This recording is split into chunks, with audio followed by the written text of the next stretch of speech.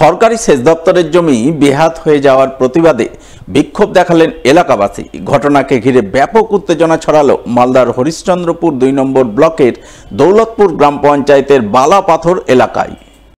জানা গেছে, হরিশ্চন্দ্রপুর ২ নম্বর ব্লকের দৌলতপুর গ্রাম পঞ্চায়েতের বালাপাথর এলাকায় রয়েছে সেচ দপ্তরের ১.৫ বিঘা জমি এবং জল নিকাশির ক্যানেল। সেই জমি এবং ক্যানেলকে কেন্দ্র করে গ্রামবাসীদের একাংশ দীর্ঘদিন ধরে চাষবাস করে আসছিলেন, কিন্তু সম্প্রতি স্থানীয় এক কমিটির কাছ থেকে ইসাক নামে এক ব্যক্তি সেই জমি ৬ লক্ষ টাকার বিনিময়ে স্ট্যাম্প পেপারে সই সাবুত করে কিনে নেন এবং তিনি জমি কিনে নেওয়ার পর সেই জমি বাঁশ দিয়ে ঘিরে মাটি ভরাটের পরিকল্পনা শুরু করেন। যা জানতে পেরে এদিন গ্রামবাসীরা ক্ষোভে ফেটে পড়েন। সরকারি জমি বেহাত হয়ে যাওয়ার প্রতিবাদে তারা এলাকায় তুমুল বিক্ষোভ দেখান। এইভাবে 12 মাসিয়া ক্যানেল আমরা যখন বন্যা হয় তখন আমাদের একমাত্র ক্যানেল, এটা সমস্ত বালাপাথর বাতাসে জল এবং নিকাশির ব্যবস্থা। এটা দেখি কোনো মাফিয়া রাজ ওটা দখল করে আস্তে আস্তে মাটি ভরাট করা সত্ত্বেও প্রশাসনকে বারবার দ্বারস্থ হয়েছি। এর আগে ইনকোয়ারি হয়েছে, সব কিছু করে গেছে, কোনো আমরা ফল পাইনি। আজকে আবার বলছে যে মাস পিটিশন করো, আমরা দেখব। এই করে আমরা হয়রানির শিকার হয়ে আজকে বাধ্য হয়েছি আন্দোলন করতে। এদিকে এই বিক্ষোভের খবর পেয়ে হরিশ্চন্দ্রপুর থানার পুলিশ ঘটনাস্থলে ছুটে যায় এবং পরিস্থিতি নিয়ন্ত্রণে আনে। তবে পরিস্থিতি নিয়ন্ত্রণে না আসলেও সরকারি জমি বেআইনিভাবে ক্রয় বিক্রয়ের ঘটনায় তৃণমূল সরকার এবং তৃণমূল দলের কড়া সমালোচনা করেন হরিশ্চন্দ্রপুরের বিজেপি নেতৃত্ব।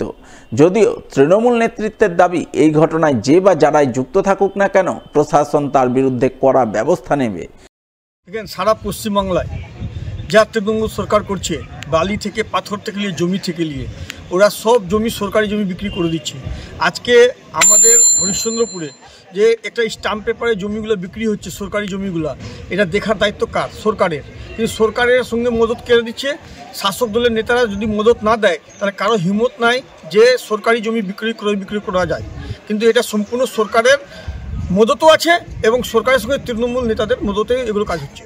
মুখ্যমন্ত্রী নিজে বলে গেছেন যে সে যে দলেরই হোক, যেই হোক, যারা সরকারি জমি তছনছ করবে তাদের বিরুদ্ধে কড়া ব্যবস্থা হবে। আমি প্রশাসনকে বলবো যেন তাদের বিরুদ্ধে দ্রুতভাবে যেন কড়া ব্যবস্থা নেয় এবং খতিয়ে দেখে ব্যাপারটাকে যেন সামনের দিকে নিয়ে আসে, মানুষ যেন জানতে পারে, যেন আমাদের যেন মুখ্যমন্ত্রী যেন যে নির্দেশ আমাদের নেত্রী দিয়েছেন তার যেন দ্রুতভাবে সেভাবে যেন কাজ হয় এবং যারা এইসব করছে তাদের বিরুদ্ধে যেন কড়া ব্যবস্থা হয়।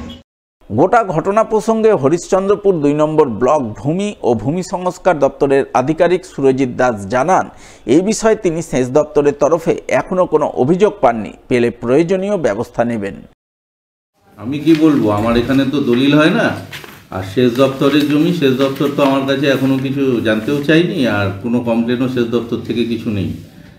শুনছিলাম একটা বিক্ষোভ হয়েছে, এটা আমিও শুনেছি, কিন্তু আমাদের কোনো ব্যাপার নেই। সেচ দপ্তরের জমি সেচ দপ্তর রক্ষা করবে। তো অভিযোগ আসলে আমি নিশ্চয়ই খতিয়ে দেখব কি হয়েছে।